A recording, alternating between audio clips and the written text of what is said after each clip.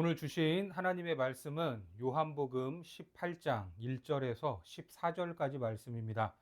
같이 봉독하겠습니다.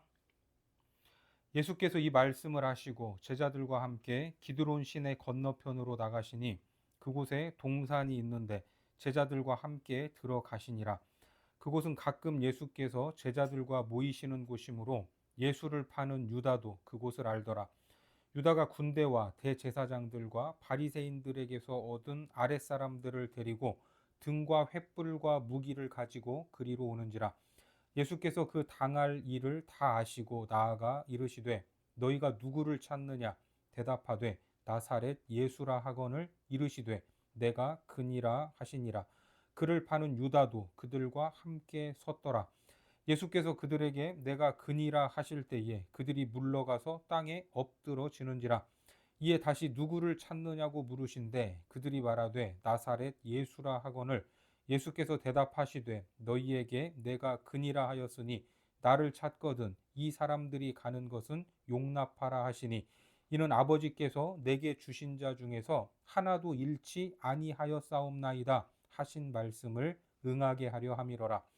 이에 시몬 베드로가 칼을 가졌는데 그것을 빼어 대제사장의 종을 쳐서 오른편 귀를 베어 버리니 그 종의 이름은 말고라. 예수께서 베드로더러 이르시되 칼을 칼집에 꽂으라. 아버지께서 주신 잔을 내가 마시지 아니하겠느냐 하시니라. 이에 군대와 천부장과 유대인의 아랫사람들이 예수를 잡아 결박하여 먼저 안나스에게로 끌고 가니 안나스는 그 해의 대제사장인 가야바의 장인이라.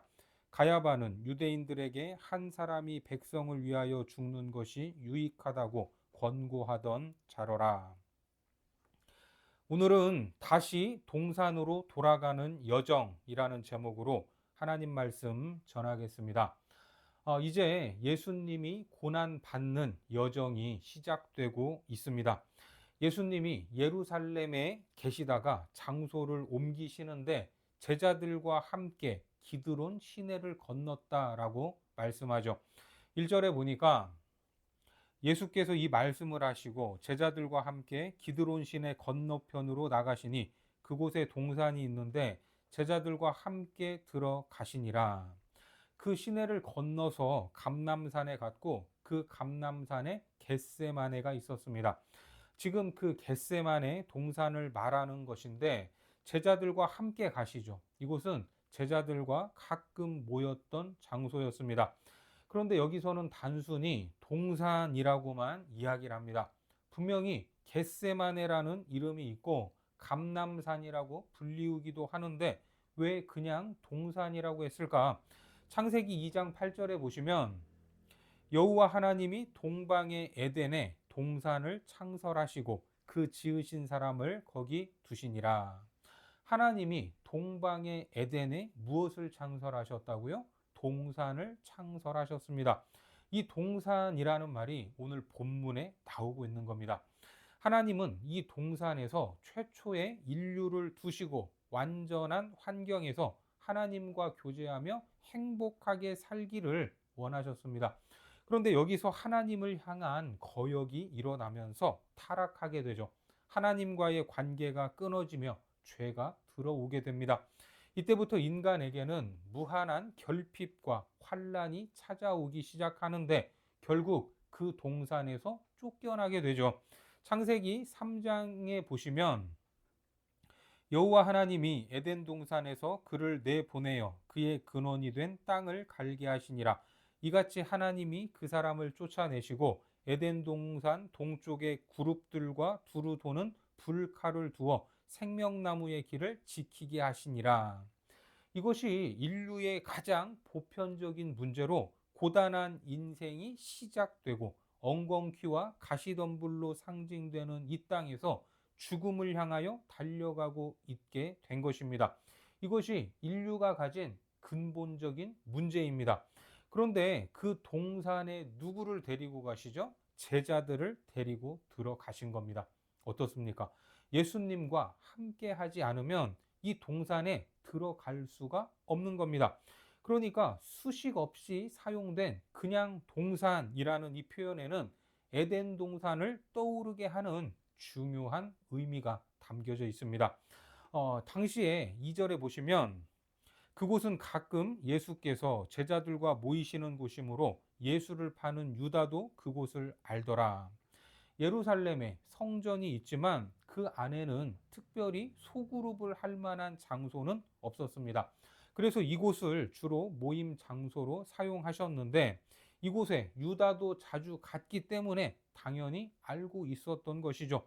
그 모임 장소를 알고 있던 유다가 배신을 하고 그곳에 군사들과 함께 찾아왔습니다. 3절에 유다가 군대와 대제사장들과 바리새인들에게서 얻은 아랫사람들을 데리고 등과 횃불과 무기를 가지고 그리로 오는지라. 여기에 군대는 로마의 군인들이죠. 특히 군대로 번역된 스페이라라는 단어는 로마의 군단으로 약 600명 정도의 부대입니다. 우리나라 군대로 말하면 일개 대대 정도의 병력입니다. 그렇게 무장한 군대와 사람들을 대동해서 예수님을 잡으러 왔습니다. 당연히 밤에 찾아왔으니까 횃불을 들고 온 겁니다.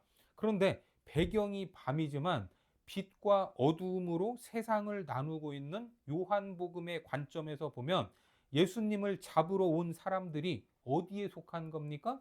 어둠에 속했다라는 것을 드러내는 것이기도 합니다. 빛이신 예수님을 어둠에 속한 자들이 무장한 로마 군대를 동원해서 무력으로 제압하려 하는 겁니다. 당시 로마가 숭상했던 것은 힘이었습니다. 그 시대를 팍스 로마의 시대로 불렀는데 그 뜻이 뭐죠? 로마의 평화다라는 뜻입니다. 하지만 그런 로마의 평화를 가져온 것은 압도적인 군사력이었습니다. 그 힘으로 제압하고 누르고 있으니까 조용해 보이는 것입니다. 한마디로 모든 사람들이 자기가 원하는 삶을 누려야 진정한 행복을 느낄 수 있는데 지배자 로마가 제공해 주는 만큼만 누리면서 살고 있던 시절이었습니다. 그 뜻에 거스르거나 저항하면 어떻게 됩니까? 압도적인 군대로 박해하는 것입니다. 이게 진정한 평화인가? 라고 볼 수 있을까? 그래서 로마의 평화, 그 기반은 강력한 군대, 칼로 대변되는 무력과 힘이었습니다. 그런 군대로 예수님을 잡기 위해 무장하고 온 것입니다. 극명히 대조적인 모습인데 안타깝게도 그 일의 선봉에 누가 서 있습니까? 예수님의 제자였던 가룟 유다가 나서서 하고 있었습니다. 하지만 예수님은 이 모든 일을 알고 계셨죠. 4절에 보니까 예수께서 그 당할 일을 다 아시고 나아가 이르시되 너희가 누구를 찾느냐? 모든 일을 다 알면 두려울 수도 있습니다. 하지만 주님은 다 아시고 다 받아들이셨습니다. 아버지께로 돌아가야 할 때가 곧 영광의 때가 온다는 것을 알고 계셨습니다. 그리고 당황하지 않고 누구를 찾느냐라고 물으시죠. 이 말씀은 요한복음 1장에서 세례 요한의 제자들이 주님을 따라오면서 주님 어디 계십니까? 라고 물을 때 예수님이 던진 질문이기도 합니다. 요한복음 1장 38절에 보면 예수께서 돌이켜 그 따르는 것을 보시고 물어 이르시되 무엇을 구하느냐? 이르시되 랍비여 어디 계시오니까 하니 랍비는 번역하면 선생이라. 똑같은 질문이 반복되고 있는데 다시 말해 예수님은 지금 당신에게 다가오고 있는 이 모든 순환을 수동적으로 당하는 것이 아니라 능동적으로 그 순환, 그 고난을 향해 나아가고 있었던 것입니다. 너희가 나를 찾고 왔구나 라는 말이죠. 이 질문에 그들은 뭐라고 합니까? 5절에 보니까 대답하되 나사렛 예수라 하거늘 이르시되 내가 그니라 하시니라. 그를 파는 유다도 그들과 함께 섰더라. 나사렛 예수라고 말하니까 예수님은 내가 그다, 내가 그니라고 말씀을 하시죠. 이 표현이 요한복음에 계속해서 반복되는 말입니다. 에고 에이미. 이것은 마치 하나님의 이름과 같은 것인데 모세가 하나님께 당신의 이름이 뭡니까? 라고 물었을 때 나는 스스로 있는 자다라고 하셨을 때의 어법과 같습니다.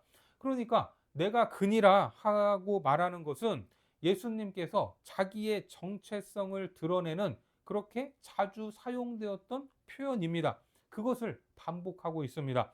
특히 누가복음 22장에 보면 말씀하실 때에 한 무리가 오는데 열둘 중에 하나인 유다라 하는 자가 그들을 앞장서 와서 예수께 입을 맞추려고 가까이 하는지라 예수께서 이르시되 유다야 내가 입맞춤으로 인자를 파느냐 하시니. 그런데 여기에서는 온 사람들과 대화를 한 것이 아니라 유다가 예수님에게 입맞추는 것으로 또 표현을 하고 있습니다. 그런데 오늘 본문에서는 너희가 누구를 찾느냐? 나사렛 예수를 찾습니다. 내가 그니라 하는 이 대화를 통해서 능동적으로 이 고난을 향해 나아가고 있는 예수님의 모습을 부각하고 있습니다. 물론 이 대화를 할 때 옆에 가룟 유다도 서 있었습니다.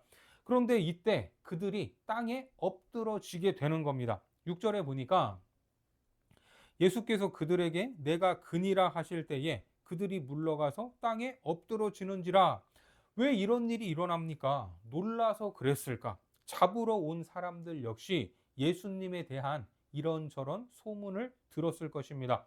그런데 와서 보니까 피하지 않고 내가 그 사람이다, 내가 맞다라고 하면서 너무나 당당한 것이죠. 저 사람이 병자를 고치고 죽은 자를 살려내고 하나님의 아들이라고 했던 사람인가? 이런 마음이 있었는데 거역할 수 없는 어떤 분위기에 압도되었던 것입니다. 사람이 지극히 거룩함, 그 거룩함 앞에 섰을 때 경험하는 두 가지가 있는데 그것은 바로 공포와 전율입니다.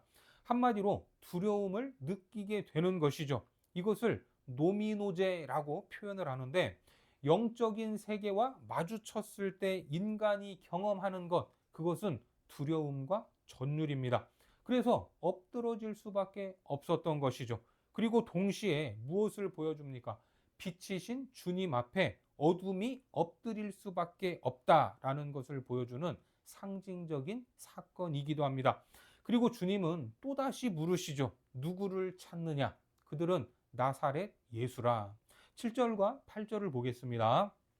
이에 다시 누구를 찾느냐고 물으신데 그들이 말하되 나사렛 예수라 하거늘 예수께서 대답하시되 너희에게 내가 그니라 하였으니 나를 찾거든 이 사람들이 가는 것은 용납하라 하시니. 이게 무슨 말입니까? 너희가 찾는 사람은 바로 나니까 다른 사람들, 제자들은 보내라 라는 말입니다. 나는 잡아가도 되지만 내 제자들은 잡아갈 수 없다고 말씀하시죠. 그런데 이 말씀에 대해서 요한은 해석을 이렇게 붙이고 있습니다. 9절에 보니까 이는 아버지께서 내게 주신 자 중에서 하나도 잃지 아니하였사옵나이다 하신 말씀을 응하게 하려 함이로라. 그렇습니다. 이 역시 예수님의 말씀대로 이루어졌다라는 것을 드러내고 있습니다. 예수님께서도 저항하지 않으시고 스스로를 내어주시는 상황으로 어떻게 보면 험악하게 무력을 사용하지 않아도 될 이 평화적인 상황이었습니다. 그런데 여기서 돌발적인 사건 하나가 발생하죠. 10절에 보니까 이에 시몬 베드로가 칼을 가졌는데 그것을 빼어 대제사장의 종을 쳐서 오른편 귀를 베어버리니 그 종의 이름은 말고라. 베드로가 칼을 휘두른 것입니다. 자칫 서로 칼을 휘두를 수 있는 유혈 사태가 우려되는 돌발적인 상황이었습니다. 하지만 예수님은 베드로에게 준엄하게 말씀하시죠. 11절에 예수께서 베드로더러 이르시되 칼을 칼집에 꽂으라. 아버지께서 주신 잔을 내가 마시지 아니하겠느냐 하시니라. 예수님이 잡혀가는 상황에서 어떻게 보면 당연히 나올 수도 있는 상황입니다만 사실 베드로는 예수님이 가는 길을 알지 못했습니다. 베드로는 인간적으로 보면 스승을 지키기 위해 하는 행동이었기 때문에 좀 멋있어 보이기도 합니다. 하지만 그것이 예수님이 가야 할 길은 아니었던 겁니다. 전에도 그런 적이 있었죠. 마태복음 16장에 보니까 이때로부터 예수 그리스도께서 자기가 예루살렘에 올라가 장로들과 대제사장들과 서기관들에게 많은 고난을 받고 죽임을 당하고 제3일에 살아나야 할 것을 제자들에게 비로소 나타내시니 베드로가 예수를 붙들고 항변하여 이르되 주여 그리 마옵소서 이 일이 결코 주께 미치지 아니하리이다. 예수께서 돌이키시며 베드로에게 이르시되 사탄아 내 뒤로 물러가라. 너는 나를 넘어지게 하는 자로다. 내가 하나님의 일을 생각하지 아니하고 도리어 사람의 일을 생각하는도다 하시고. 그러니까 전에도 고난과 죽음에 대해서 말씀을 해 주셨는데 그것을 잊은 건지 받아들이지 못한 건지 그 뜻을 전혀 모르고 있었습니다. 여전히 하나님의 일이 아닌 사람의 일, 사람의 혈기로 뭔가를 해결하고자 했던 겁니다. 폭력을 폭력으로 대응하면 정당해 보이죠. 그렇게 해서 이기면 속이 시원합니다. 하지만 예수님의 길은 폭력으로 맞서 싸워 이기는 길이 아닙니다. 결국 예수님은 능동적으로 그들에 의해 결박을 당하시죠. 12절에 보면 이에 군대와 천부장과 유대인의 아랫사람들이 예수를 잡아 결박하여. 이 결박이라는 말도 유대교에서 중요한데 헬라말 아케다라는 말입니다. 이 아케다는 바인딩 결박을 의미합니다. 구약에서 예수님을 예표하는 사람 중에 이렇게 바인딩, 이 줄로 결박당했던 사람이 이삭입니다. 창세기 22장에 보면 하나님이 그에게 일러 주신 곳에 이른지라 이에 아브라함이 그곳에 제단을 쌓고 나무를 버려놓고 그의 아들 이삭을 결박하여 제단 나무 위에 놓고. 아브라함이 이삭을 번제로 바치기 위해 모리아 산으로 데리고 가서 거기에서 결박했습니다. 이렇게 바인딩으로 결박하는 것이 아케다라는 말인데 이렇게 묶이게 되면 이제는 내 의지로 스스로 뭔가를 할 수 없는 상태가 되는 겁니다. 지금 영적으로 보면 예수님은 하나님과 친밀한 연합 가운데 있는데 예수 그리스도께서 우리를 위해서 결박당하셨고 아무런 저항 없이 그들의 손에 이끌려 가십니다. 어디로 갑니까? 안나스와 가야바에게로 끌려갔다고 합니다. 13절에 보니까 먼저 안나스에게로 끌고 가니 안나스는 그 해의 대제사장인 가야바의 장인이라. 어떻게 보면 우리가 누리고 있는 지금의 세상은 당연한 것이 아닙니다. 비교적 경제적으로 풍요하고 민주주의 사회 안에서 자유롭게 말하고 행동할 수 있는 것이 우리에게는 일상입니다. 그런데 사실 이런 세상이 된 지는 채 50년도 되지 않았습니다. 이러한 경제적 풍요가 있기까지 60년대, 80년대 많은 사람들이 노동의 현장에서 부당한 대우를 받아가며 경제 발전에 초석이 됐습니다. 또 평화와 민주주의를 위해 흘렸던 많은 사람들의 피와 눈물이 있었습니다.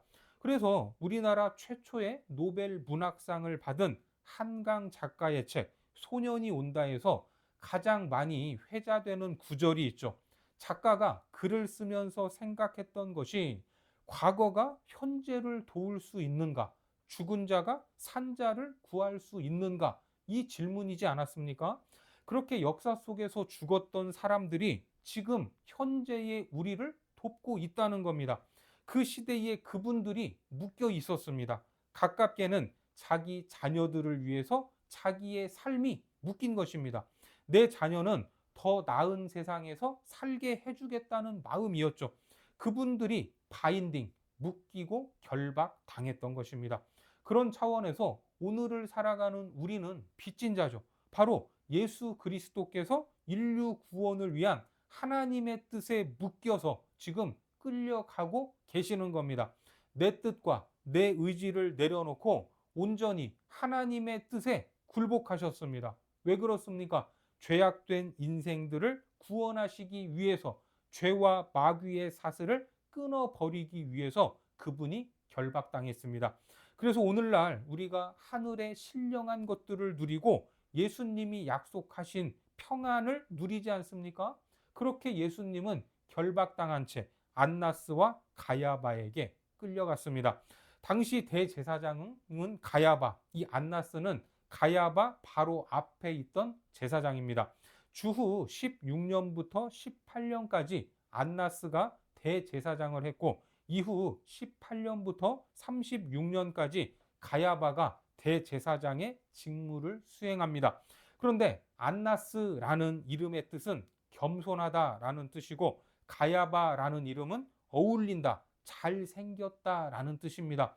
둘 다 이름은 좋죠. 그 뜻도 좋습니다.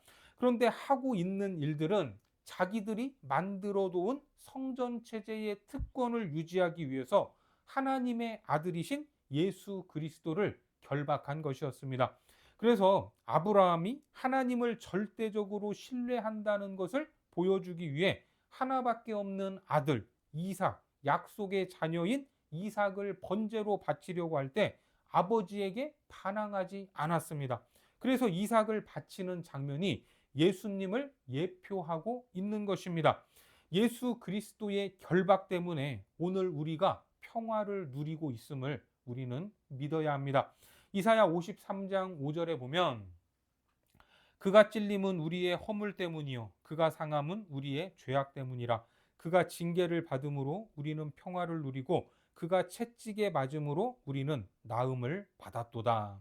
그렇게 우리의 죄악을 사하시기 위해 묶이신 예수님, 결박당하신 예수님을 따라 우리도 나 좋을 대로 하는 것이 아니라 이제는 누구의 뜻에, 주님의 뜻에 우리가 묶여야 합니다. 그 사랑에 우리가 매여야 하는 것입니다. 이것이 우리가 걸어야 할 믿음의 길이다라는 것을 기억하시기 바랍니다. 오늘 서슬퍼렇게 무장한 군대 앞에서 누구를 찾느냐? 내가 그니라. 내가 나사렛 예수다. 나만 잡아가라. 이렇게 말했던 예수님. 끝까지 제자들을 지키셨던 주님의 사랑을 깨달아 주님과 함께 다시 회복된 동산으로 들어가는 복된 자녀들이 되시기를 주님의 이름으로 축원합니다. 기도하겠습니다. 하나님이 베푸신 가장 좋은 에덴에서 하나님을 거역하고 가시덤불과 엉겅퀴를 내는 이 땅에서 고통당하는 우리를 위해 예수 그리스도를 보내주시니 감사합니다. 예수님의 고난을 시작으로 다시 그 동산으로 들어가는 여정이 시작되었음을 믿사오니 우리를 위해 결박당하신 주님을 따라 우리도 하나님의 뜻과 그 사랑에 매여 살 수 있도록 인도하여 주옵소서. 예수님의 이름으로 기도드립니다. 아멘.